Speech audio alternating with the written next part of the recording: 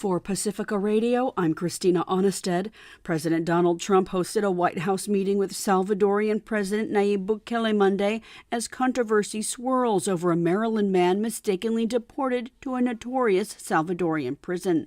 During the meeting, Trump also said he's considering expanding deportations to include U.S. citizens, saying the homegrowns are next. Christopher Martinez reports. It looks like the man wrongfully deported to El Salvador and thrown in a notorious terrorist prison will not be getting any help from the Trump administration, despite court orders to facilitate his return.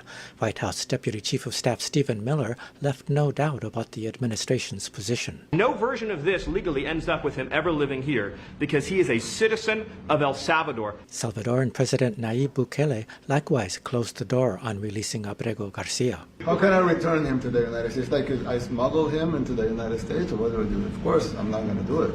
The question is preposterous. How can I smuggle a terrorist into the United States? Bukele, who describes himself on Twitter as world's coolest dictator, is the first Latin American leader to visit the White House since Trump took office. He's accepted hundreds of deported Venezuelans and Salvadorans deported from the U.S. as gang members, sending them to a notorious maximum security prison. Inmates there are denied communication with relatives and lawyers, and Human Rights Watch says it is not aware of any detainee there ever being released. The U.S. is paying El Salvador about $6 million to hold the U.S. deportees for 1 year. Expanding deportations to include U.S. citizens would of course be a hugely controversial step, but that has not stopped Trump before. I'm Christopher Martinez. Monday marked a national day of action for the Palestinian Columbia University graduate and activist Mahmoud Khalil, who faces deportation from the U.S. over his political beliefs, opposition to Israel's war in Gaza. The Supreme Court has ruled he could be deported even though he's married to an American who's pregnant. Solidarity protests took place across the country, from Washington, D.C. to San Francisco. Down with deportation! Down with deportation! Up with liberation! Meanwhile, U.S. immigration authorities arrested a 9th Columbia student Monday who led protests against the war in Gaza.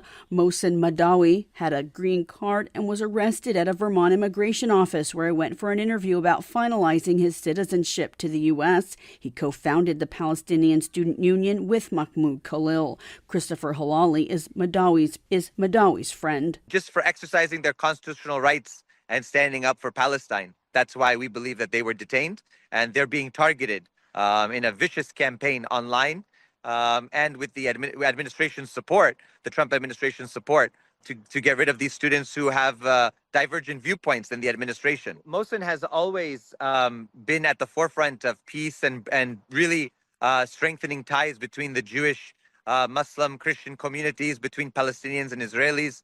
And he's always been a very big advocate for reconciliation, for dialogue. He now faces deportation to the occupied West Bank, where the United Nations has warned it's on the verge of becoming another Gaza due to Israel's months-long campaign against Palestinian dissidents.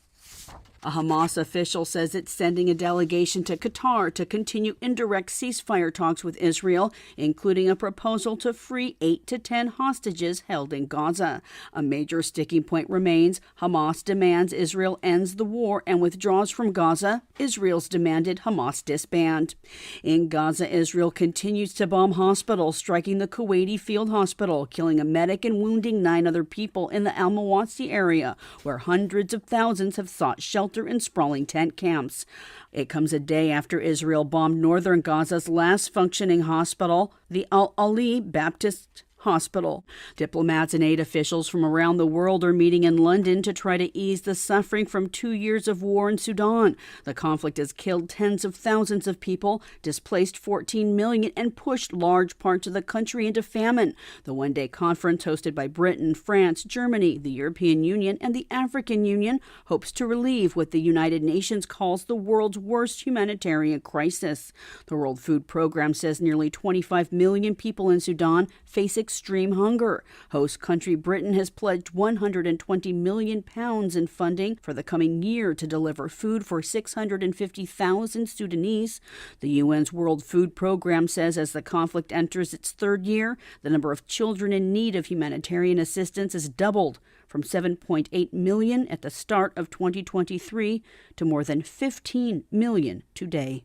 A second U.S. aircraft carrier is now operating in Mideast waters ahead of the next round of talks between Iran and the United States over Tehran's rapidly advancing nuclear program. The operation of the USS Carl Vinson and its strike group in the Arabian Sea comes as American officials repeatedly have linked the U.S.'s months-long campaign against the Houthis as a means to pressure Iran in negotiations. Iran's supreme leader described the first round of negotiations as going well. I'm Christina Onnested, reporting for Pacifica Radio.